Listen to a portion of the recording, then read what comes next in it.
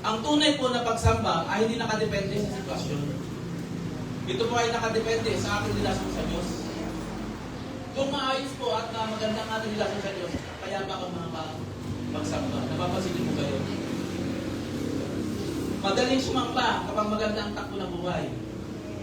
Madaling magsabi ng praise the Lord kapag may bonus. Kaya may ayuda. So, madaling magpasalamat kapag malusog ang katawan.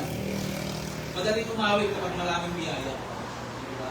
So, pero ang tunay po na lalim ng ating pagsamba, nakikita po yan kapag dumating na yung pagsubok.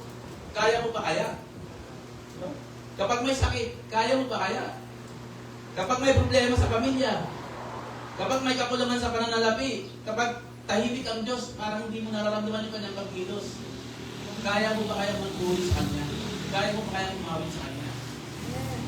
So doon po nasukat kung ang ating pagsamba ay nakabatay sa emosyon lang o sa relasyon. Yes. So depende po yan. Emosyon o relasyon. Saan ba nakabatay yung pagsamba mo sa Kanya? Ang taong umiibig sa Diyos, hindi lamang po sumasamba kapag maganda yung pagkakita. Kapag maganda po yung kalagayan. Sumasamba po siya dahil karapat-dapat ang Diyos. Amen.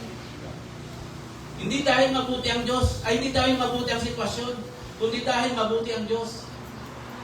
Hindi dahil may sagot na, kundi dahil nagtitiwala siya na darating ang sagot.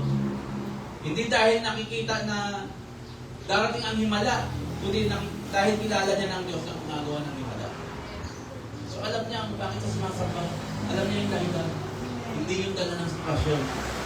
Dahil alam ng karapat-dapat ang Diyos. So ang tunay po ng mananampalataya, hindi lang sumasamba kapag maganda ang lagay ng buhay. Yes. Hindi po ganon.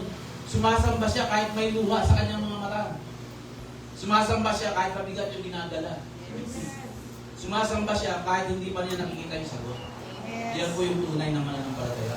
Alam niya na ang Diyos niya ay karapat-dapat sambahin sa lahat ng panahon. Kilala niya yung kanyang Diyos. Amen. So, hindi po siya nanghihina kahit may problema. Kasi alam niya, kilala niya yung Diyos niya eh. So, kapag kilala niyo po ang Diyos niyo, hindi po mahirap sumamba. Amen. Yes. So, sumasamba ka hindi lamang sa panahon ng tagumpay, kundi maging sa panahon ng paghihintay, kaya mo sumamba.